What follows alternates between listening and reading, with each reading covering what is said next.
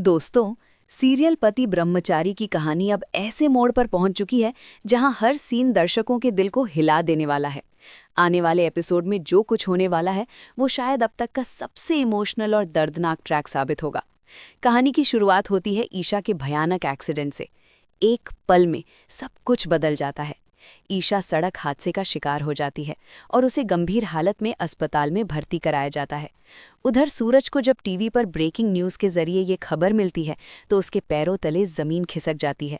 उसके हाथ से रिमोट गिर जाता है, आंखें भर आती हैं और दिल जोर जोर से धड़कने लगता है। सूरज को यकीन ही नहीं होता कि ईशा के साथ ऐसा कुछ हो सकता है। सूरज बदहवास हालत में अस्पताल पहुंचता है। जैसे ही वो ईशा को जख्मी हालत में देखता है, उसका दिल अंदर से टूट जाता है।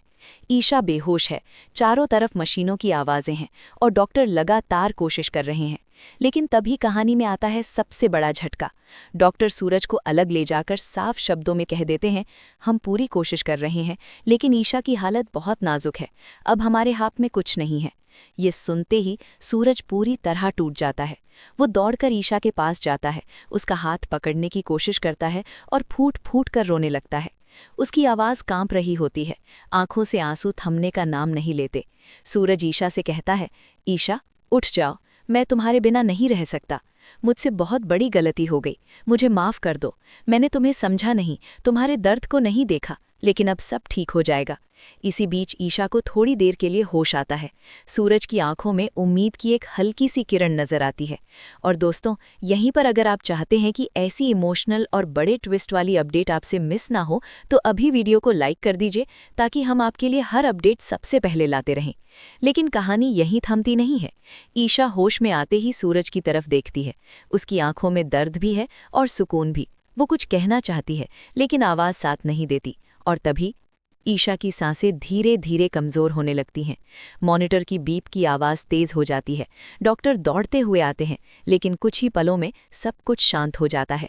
डॉक्टर सिर झुका लेते हैं और वही शब्द जिससे हर इंसान डरता है, हमेशा को बचा नहीं पाए। हॉस्पिटल के उस कमरे में सन्नाटा छा जाता है। सूरज वहीं ज़मीन पर बैठ जाता है। उसकी आंखें सुन्न हो चुकी होती हैं। उसे समझ ही नहीं आता कि अभी जो हुआ वो सच है या कोई बुरा सपना। अब सबसे बड़ा सवाल यही है, क्या ईशा सच में अपनी आखिरी सांस ले चुकी है?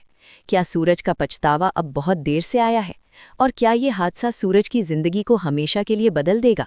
आने वाले एपिसोड्स में ये साफ होगा कि क्या ईशा की मौत कहानी का सच है या फिर इसके पीछे कोई और बड़ा ट्विस्ट छुपा है। आपको सूरज और ईशा की जोड़ी कैसी लगती है और इस ट्रैक पर आपकी क्या राय है? कमेंट में ज़रूर बताइए। हम मिलेंगे अगले अपडेट में एक और बड़े खुलासे के साथ।